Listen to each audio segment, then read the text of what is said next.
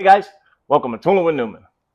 So today, look what we're digging into. So we're digging into Metabo HPV's 36-volt track saw. This is a 6.5-inch guy.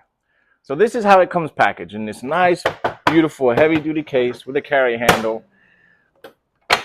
And you unlock it and open this sucker up. What a beautiful case it is. Here we've got a little tray here. This is for your dust extractor. And then in here is your saw.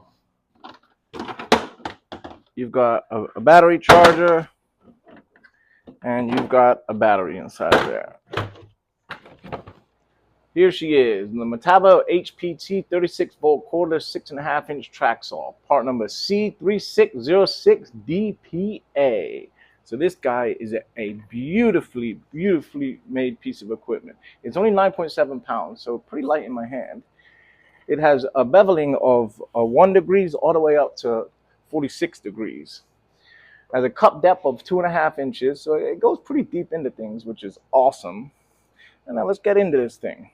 Okay, starting off at the top here, so we have 2 handles. This is how you hold it. 2 handles like so, safety first, 2 handles. You also have a lock release button here, so if you see I try and push down, I can't. You hit the lock release, okay, your blade goes down. Perfect. It also here has this adjuster knob. And what this adjuster knob does, to really fine tune things, whenever you do your depth adjustment, you can adjust this knob to really go a little bit deeper or a little bit less, which is a cool little feature about it. So as you go and you compress it, you can see it'll hit your guardrail here, so to stop you from going any deeper. So that's how you adjust it. So if you need it just a little bit more and you don't want to mess with, and you've really worked hard working at your depth here, you can adjust it just a little bit here, which is a pretty cool little feature there. I do like that. Okay, on the back here, you have a 360-degree swivel for a dust port. This is where you connect your vacuum up to. Obviously you don't want to get vacuum everywhere. Here we have the variable speed dial, which basically you can go all the way up from 12 all the way down to 1. So you can adjust depending on what you're cutting, just for a bit more precision. Another little feature is pretty cool. All right, so moving on around here, this is where your battery goes. So if you look, so here our depth adjustments here, you read are backwards. So if you look straight on here, they're upside down. However, that's so whenever you're cutting, you reach your head over, you can see it here. So how you work your depth adjustment is you undo the lock and you have a quick release button here, and you can adjust it to whatever depth you want your saw to go. So on here, it has 2 measurements. It has GR and it has just a regular line. The GR is guide rail. So whenever you're using the actual track, this is your depth marking there. Without the track, you're going to use this depth marking here. So just be aware of that whenever you're cutting here. Also on here, this is your blade changing angle. So whenever you want to change your blade, get it all within this green here, and then it's a lot easier to change your blade. All right, moving on around here. So this little nut here, this is your track locking nut. So if we look here, as you move it to the left and to the right, it adjusts this section here to lock onto your track, which I'll show you that. Okay, here, obviously we have our beveling here. So you have a nut on the front, and then you have a nut on the back, to where you could adjust your angle up to 45, actually more than that, 46 degrees. And this also has another little cool feature that they have, is this button here. So what this button is called, this is called the undercut button. So whenever you're doing an angle, let's say I'm doing 15 degrees there, if I push in my undercut button, then what it would do is it's going to cut just a little bit more of a degree, so to make basically a beveled edge, which is pretty cool. It's a pretty cool little feature. So if you're cutting 15, maybe it's going to cut 16 degrees just to make it. What this is designed for is if you're cutting doors or something where you need a little bit of more of a bevel there, so it can fit in just perfect. That's what that's for. And then whenever you finish with it and you readjust your angle, it automatically pops back out, which is cool, just so you don't forget about it. All right, moving on around here, we've got this nice little sight glass here, so you can see your blade cutting, and it is adjustable. So depending on where you're cutting or what you're cutting, you can adjust it, which I do like that. So here we have the here, and here is the what is it called? It's called what is it called? I'm forgetting. I'm drawing a blank here. Rip fence. Rip fence. That's what it is. That's for your rip fence. You just slide your rip fence in here and you attach it. I don't have the rip fence. All I have is the guide rail. But if you do have a rip fence, slide it on in here, slide it on in here, and then lock it into place there. That's pretty much it for the actual saw part. Let's fire this baby up. So you got a full battery. What I'm gonna do is I'm gonna adjust my depth all the way down so it goes the deepest.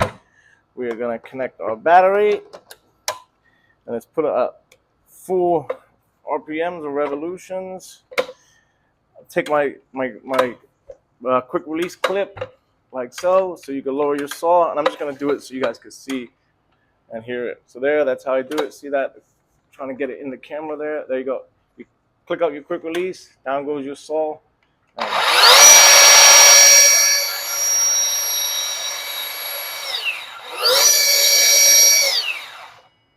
It also has that electric brake, so it basically brakes on itself. So the second you let go of the trigger, it starts braking. So that's what I wanted to show you here. So check it out. So I let go, it stops pretty quickly.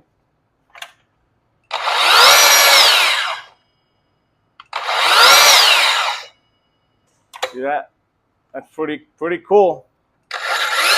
So this guy is the guide rail or track saw, whatever you want to call it. So this is the Metabo 63-inch guide rail. This is part number 379258M. So this is the bigger one of them, and you can connect two of these together. If you're not familiar with track saws, I can get a couple of these, connect them together. This guy is 63 inches long. It's probably good enough for a lot of applications. Just to show you around here. On here, you have this little adhesive strip. This basically holds it into place. You've got two of them back here, and that is replaceable. As time goes on, if it wears away, that is replaceable. And also on the front here, you have this sliding strip, which is this green strip that makes it help it slide along when you attach the saw. And then you also have this splinter protection here, which is the black piece here. Now, all these parts are replaceable if they do get worn over. So your blade actually cuts here along this black strip, and then it stops it from getting a splinter. So you grab your track saw here. And remember how I showed you how that nut is and how you can lock it in place there? So let's make sure I lock in the angles here. So you basically just hook it in like so, and then you can slide it right along. So here goes Metabo HPT 63-inch track saw, or guide rail, whatever you want to call it. I'm 6 foot tall, so obviously it's 63 inches, a little bit shorter than me, very well built. So here's a shot of the actual track saw. Here we have it. I just have the saw mounted on my saw. Just wanted to show you guys around. There's the back there. You see the injection port for whenever you hook up the dust extractor or a vacuum that you can hook up to it. Here's a nice standard shot of it in the sun there. Beautifully looking tool. So here's my clamp here. All you do is put it on the guide rail and then clamp it down. It has a quick release feature too, a lot easier. Here's the other side, same way. Just slide it on in and then quick clamp. They're specifically made for that. There's another shot of the actual saw there. Just a very well built machine. There's the track there. As you see, I don't have a battery in there. I will put the battery.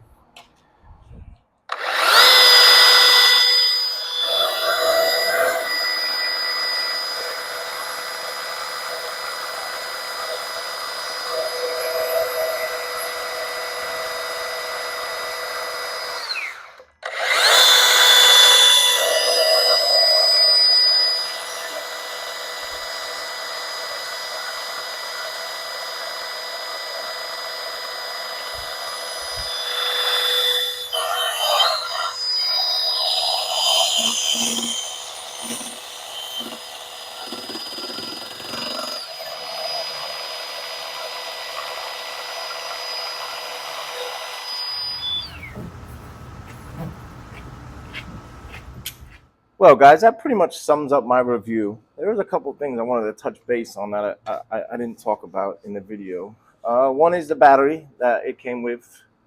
This is the Metabo, the MultiVolt, the lithium-ion. This is 36 volt to 18 volt. This is their new MultiVolt system that they have, to where You could use different voltage with different tools. You know, for instance, if you have like a, you know, whatever 18-volt tool, you could use a 36-volt battery, so on and so forth. Basically, trying to make everything so it's compatible, so it can work together. So here's your battery. You know, you give a little push there, you can see, you know, fully charged.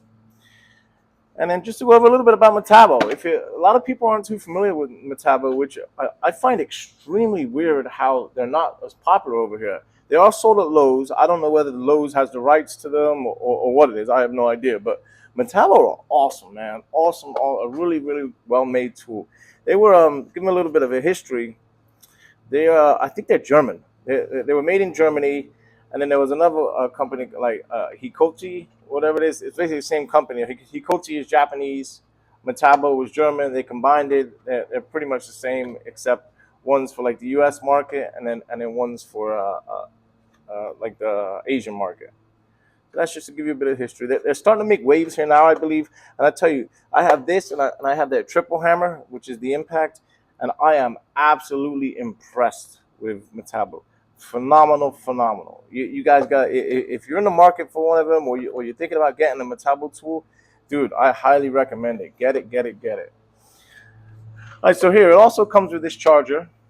Here's your multi-volt charger. It's just like your standard old chargers that you have. You know, you just slide your battery in and then let it charge, like any old standard charger. Is I a bit too close down here? Let me try it again. You know, you unclip your battery and then slide it on in, and that's how it charges there. USB port there, which is always a handy thing. And it also comes with this. This is basically a vacuum bag. So if you have your saw here, let's say you're cutting indoors or you're cutting somewhere where you want to keep your dust down, you've got this 300. Actually, that's the piece for that. You've got this 365-degree swivel ejection port here. And what you can do is, if you have this little vacuum bag, take off your cap, hook on, and then you can hook on your vacuum bag like so you can catch all your sawdust, which is handy, especially if you're working indoors or you can't use a vacuum. And then whenever you want to empty it, you have a little zipper on the end here. You just unzip it and then dump it out. Ta-da! So that's a cool little feature that did come with it. But if you didn't want to do that, you could always just grab your standard shock vac, and then that piece keeps getting on my nerves. That piece is on there, and you could just attach your shock vac right to it, and then you're gonna keep all your dust down. So those were two cool little features I wanted to show you guys. All right, well, thanks for watching, guys. I hope you enjoy it. I'll attach a link below. Let me know what you guys know about Metabo tools. If it's something you're interested in, something you're not interested in, let me know. Let me get some feedback on it. Because like I said, I've only got a couple tools. I've always ran Milwaukee. But these guys are pretty damn good. I'll tell you what, I give them an A+ so far.